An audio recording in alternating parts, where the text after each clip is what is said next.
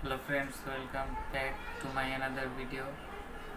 Last week I reviewed a handycam Android HDV 201 LM and I missed out some feature of this camera to show you.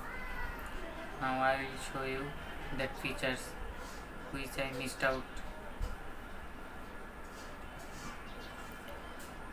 This handycam have the microphone input option and have a USB port to charge it, and here is the TV cable option.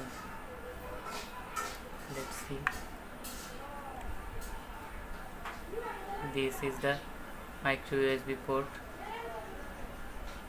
to charge your camera and transfer file with your PC, and this is the microphone input.